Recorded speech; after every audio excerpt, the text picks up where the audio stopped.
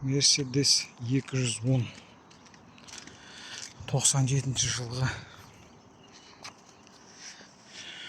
Мына ходовка 18 жыл осы көлік біздің туысқандарда болды. Одан кейін туысқандарымнан мен алып отырмын. 12 жыл өткеннен кейін мен сатып алдым. Ол кісі 12 жыл айдаған бұл көлікті. Менің ағам.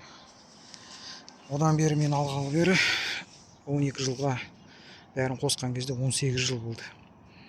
Енді алдыңғы жылы мен 18 жыл болды деп ходовкасын тиіспепті. Ол кісі алғалы бері өшім. Алматыдан алған, Талдықорғанда жүрген. Енді мына ходовканы қараңыздаршы.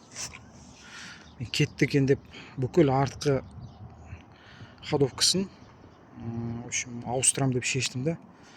Полный мына комплект разбордан алып, плюс амортизаторлардың втулкалары бар.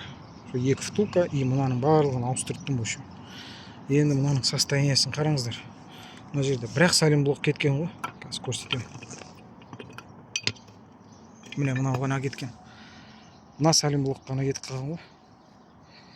Міне қарасаңыздар жыбырлап тұр. Қалған мынау жыбырлап тұр.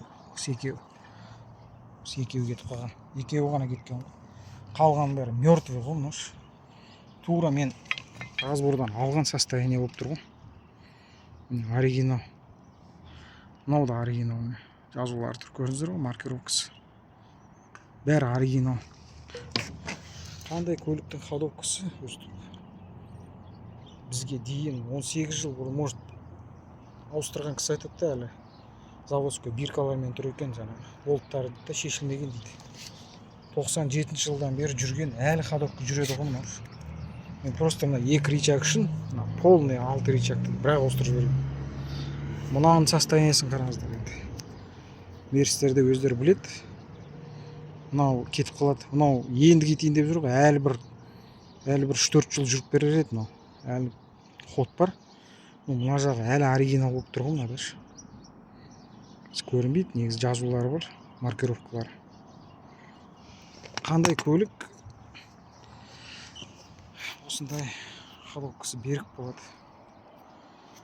Менде осыған дейін 124 Мерседес болды. 124 Мерседесте әлі өзінің амортизаторлары болды. Қандай көлік өстіп жүре береді, айтыңыздар.